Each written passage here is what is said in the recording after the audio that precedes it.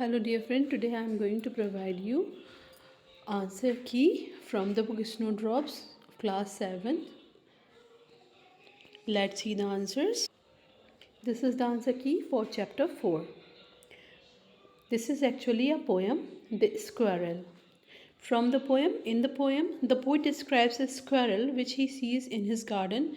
The poet finds him to be a fascinating creature. The squirrel is covered with grey fur that looks like an overcoat. His tail looks like a question mark because of the way it is bent. The tiny squirrel sits upright and eats nuts.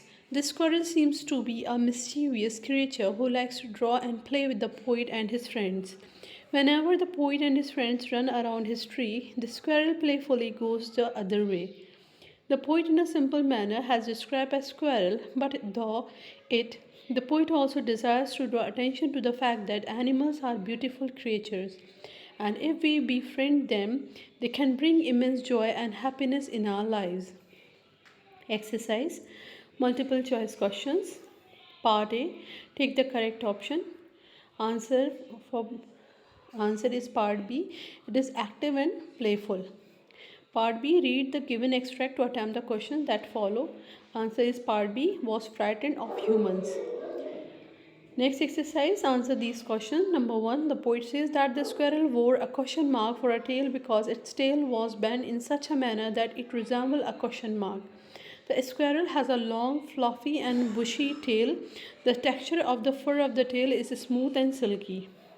Number 2. When the poet sees the squirrel, he is sitting upright and eating nuts. Number 3. The squirrel is teasing the poet by running to the other direction when the poet and his friends run around his tree. Number 4. By an overcoat of grey, the poet means the grey fur or hair of the squirrel that is all over his body. Number 5. We should treat the animals around us with love and respect. We should care for them like our friends and play with them. Number 6. Another example of personification is the poem The Moon by R.I. Stevenson. In the poem, the moon has been personified. Example: the moon has a face like the clock in the hall. She shines on thieves on the garden wall. Number 7. Squirrels and chipmunks look a lot alike but are very different. One difference between the two is that squirrels are larger and longer than chipmunks. Number 8. Students can frame an answer based on their own understanding. The hint given under the question may be used. Exit card. Student to perform the activity under the guidance of the teacher. Grammar. Personal and possessive pronouns. Number 1. Here is your new dress. Keep it carefully. Number 2. This here is not mine. Number 3. She is worried about my health. Number 4. The book lying there is yours. Demonstrative, interrogative, reflexive and relative pronouns. Part A. Number 1. Which of these would you like to buy? Number 2. This is my house. Number 3. To whom are you going to give this?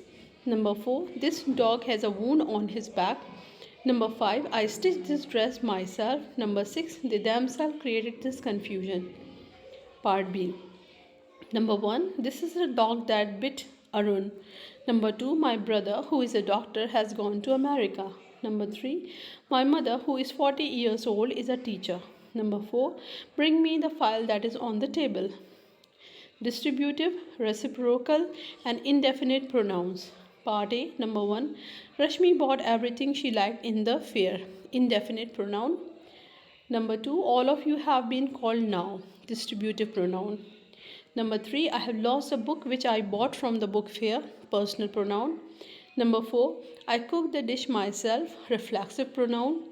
Number 5. Sunil is very intelligent. He is liked by all. Personal pronoun. Part B. Life skill student to write the pronouns they use while communicating. Thanks for watching. Keep watching. Like and subscribe my channel. Goodbye.